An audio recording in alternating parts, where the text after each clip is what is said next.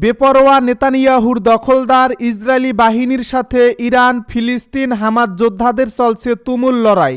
আর এরই জেরে পুরো পৃথিবী এখন তৃতীয় বিশ্বযুদ্ধের দ্বার প্রান্তে।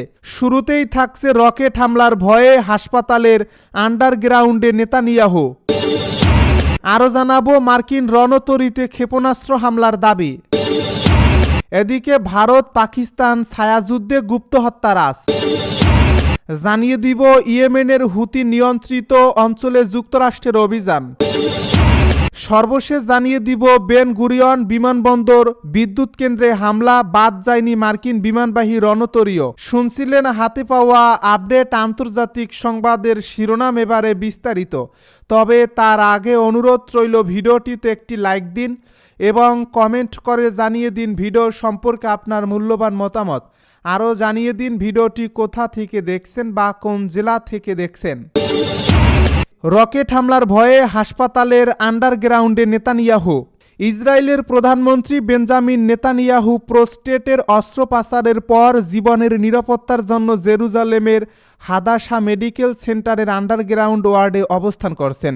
ইসরায়েলি প্রধানমন্ত্রী দপ্তরের বরাতে মিডল ইস্ট আই জানিয়েছে, অস্ত্রোপচার সফলভাবে সম্পন্ন হওয়ার পর নেতানিয়াহু সুস্থ আছেন এবং স্বাভাবিকভাবে সাড়া দিচ্ছেন। রোববার গাজার বেইত হানুন থেকে ইসরায়েলের দিকে দুটি রকেট ছোড়া হয়, যা ইসরায়েলি বাহিনী সফলভাবে আটকায়। তবে হামাস কিংবা ইয়েমেনের হুতি বিদ্রোহীদের রকেট হামলার আশঙ্কায় নেতানিয়াহুর সুরক্ষায় বিশেষ ব্যবস্থা নেওয়া হয়েছে। ৭৫ বছর বয়সী নেতানিয়াহু এর আগেও বিভিন্ন স্বাস্থ্য জটিলতার কারণে হাসপাতালে চিকিৎসা নিয়েছেন।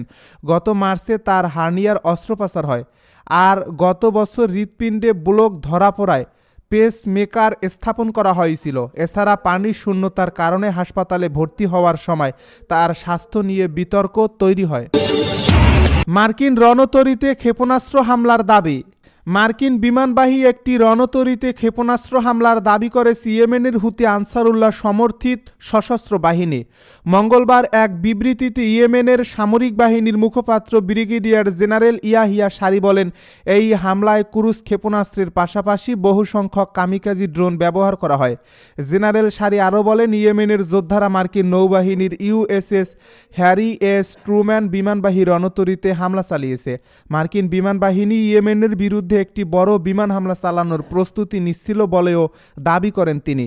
ইয়েমেনের সামরিক বাহিনীর এই মুখপাত্র আরও বলেন, এদিন একই সঙ্গে ইসরায়েলের বেন গুরিয়ন আন্তর্জাতিক বিমানবন্দর লক্ষ্য করেও হামলা চালানো হয়েছে। ইয়েমেনি ক্ষেপণাস্ত্র ইউনিটগুলো এই হামলায় ফিলিস্তিন টু হাইপারসনিক ব্যালিস্টিক ক্ষেপণাস্ত্র ব্যবহার করছে বলেও জানান তিনি। এছাড়া ইয়েমেনি বাহিনী জুলফিকার ব্যালিস্টিক ক্ষেপণাস্ত্র ব্যবহার করে অধিকৃত আল কুচ্চের দক্ষিণে একটি বিদ্যুৎ কেন্দ্রে হামলা চালায় বলে জানানো হয়েছে। জুলফিকার ক্ষেপণাস্ত্র রাডার ফাঁকি দিতে সক্ষম এবং উচ্চ মাত্রায় ম্যানুভার করতে পারে।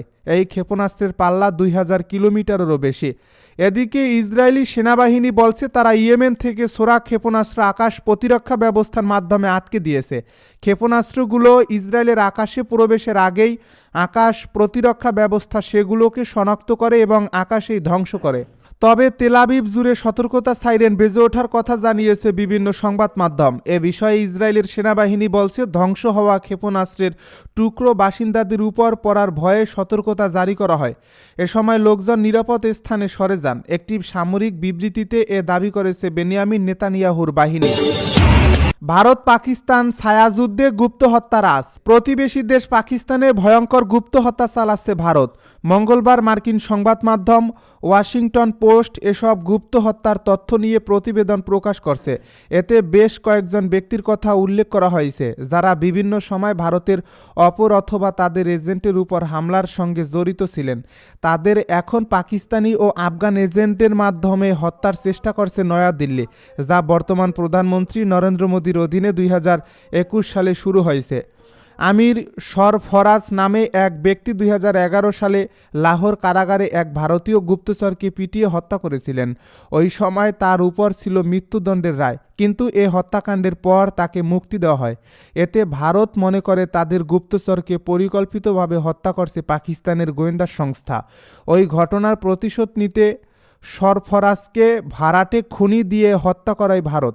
যদিও কয়েকটি সূত্র দাবি করছে সরফরাজ বেঁচে আছেন। এ ঘটনার পরপর পাকিস্তানের স্বরাষ্ট্রমন্ত্রী মহসিন নাকভি বলেন, সম্প্রতি কিছু হত্যাকাণ্ড ঘটছে যেগুলোর সঙ্গে সরাসরি ভারতের সম্পৃক্ততা আছে। এ প্রতিবেদনে আরও বলা হয়েছে, 2021 সাল থেকে এখন পর্যন্ত পাকিস্তানে অন্তত অর্ধ ডজন ব্যক্তিকে হত্যার চেষ্টা চালিয়েছে ভারতের গোয়েন্দা সংস্থার র।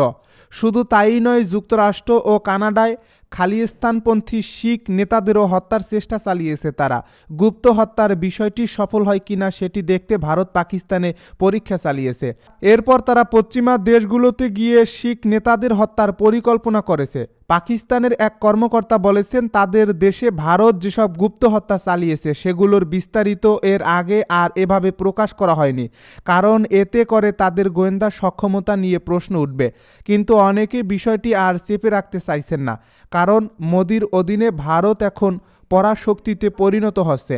তারা মনে করেন ভারত যে গুপ্ত হত্যা চালাচ্ছে সেটি ফাঁস করে দেওয়া উচিত। যুক্তরাষ্ট্র ও কানাডায় ভারতের গুপ্ত হত্যার চেষ্টার বিষয়টি সামনে আসার আগেই পরিকল্পনার গোয়েন্দা প্রধান নাদিম আঞ্জুম 2022 সালে মার্কিন গোয়েন্দা প্রধান উইলিয়াম জে বার্নসকে এ ব্যাপারে জানিয়েছিলেন। ভারতের পররাষ্ট্র মন্ত্রণালয় এ অভিযোগ নিয়ে মন্তব্য করতে রাজি হয়নি বলে জানিয়েছে ওয়াশিংটন পোস্ট। তবে আগে যখন ভারতীয় কর্মকর্তাদের এসব বিষয় নিয়ে প্রশ্ন করা হয়েছিল তখন তারা এটি প্রত্যাখ্যান করেনি, আবার স্বীকারও করেনি। তারা বলেছেন গুপ্ত হত্যা তাদের নীতিতে নেই। এক কর্মকর্তা বলেছেন, ভারত যথেষ্ট প্রমাণ দেওয়ার পরও পাকিস্তান এবং পশ্চিমা দেশগুলো জঙ্গিদের ফিরিয়ে দেয়নি। তিনি আরও জানান, যুক্তরাষ্ট্রই পাকিস্তানে অনেক সন্ত্রাসীকে ড্রোন হামলা চালিয়ে হত্যা করেছে। ইয়েমেনের হুতি নিয়ন্ত্রিত অঞ্চলে যুক্তরাষ্ট্রের অভিযান। যুক্তরাষ্ট্রের সামরিক বাহিনী বলছে তাদের বাহিনী ইয়েমেনের হুতি নিয়ন্ত্রিত এলাকাগুলোতে সুনির্দিষ্টভাবে একাধিকবার অভিযান চালিয়েছে। এদিকে ওই অঞ্চলে উত্তেজনা বেড়েই চলছে। মঙ্গলবার যুক্তরাষ্ট্রের সেন্ট্রাল কমান্ডের এক বিবৃতিতে বলা হয়েছে, এই অভিযানে হুতি নিয়ন্ত্রিত উপকূলীয় অঞ্চলগুলো ছাড়াও ইয়েমেনের রাজধানী সানায়ও আঘাত হানা হয়। হুতিদের নির্দেশনা ও নিয়ন্ত্রণ স্থাপনাগুলোকে লক্ষ্য করে যুক্তরাষ্ট্রের নৌবাহিনীর জাহাজগুলো এই আক্রমণ করে। তাছাড়া যেসব স্থাপনায় ক্ষেপণাস্ত্র ও ড্রোন সহ অন্যান্য যুদ্ধাস্ত্র নির্মাণ ও মজুত রাখা হয় সেগুলোকে এই আক্রমণের লক্ষ্যবস্তু করা হয়।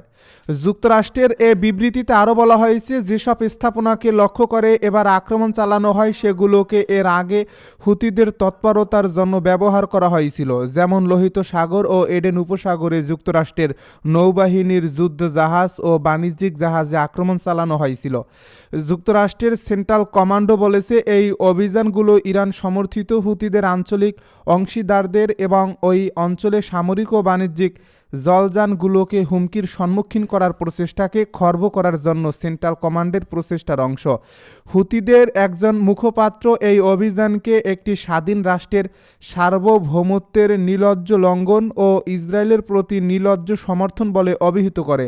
হুতিরা ইসরায়েলকে লক্ষ্য করে একাধিক ক্ষেপণাস্ত্র আক্রমণ চালিয়েছে এবং লোহিত সাগর ও এডেন উপসাগরে যানগুলোর উপরে 1 বছরেরও বেশি সময় ধরে ড্রোন ক্ষেপণাস্ত্র হামলা চালিয়ে এসেছে। বেন গুরিয়ন বিমানবন্দর বিদ্যুৎ কেন্দ্রে হামলা, বাদ যায়নি মার্কিন বিমানবাহী রণতরী। দেশটির সামরিক বাহিনীর মুখপাত্র ব্রিগেডিয়ার জেনারেল ইয়াহিয়া সারি আজ বলেন, ইয়েমেনি ক্ষেপণাস্ত্র ইউনিটগুলো ফিলিস্তিন টু হাইপারসনিক ব্যালিস্টিক ক্ষেপণাস্ত্র দিয়ে তেল আভিভের 20 কিলোমিটার দক্ষিণ পূর্বে অবস্থিত বেন গুরিয়ন আন্তর্জাতিক বিমানবন্দরকে লক্ষ্য করে হামলা চালায়। এছাড়া ইয়েমেনি বাহিনী জুলফিকার ব্যালিস্টিক ক্ষেপণাস্ত্র ব্যবহার করে অধিকৃত আল কুৎসের দক্ষিণে একটি বিদ্যুৎ কেন্দ্রে হামলা চালায়। জুলফিকার ক্ষেপণাস্ত্র রাডার ফাঁকি দিতে সক্ষম এবং উচ্চমাত্রায় ম্যানুভার করতে পারে। এই ক্ষেপণাস্ত্রের পাল্লা 2000 কিলোমিটারেরও বেশি।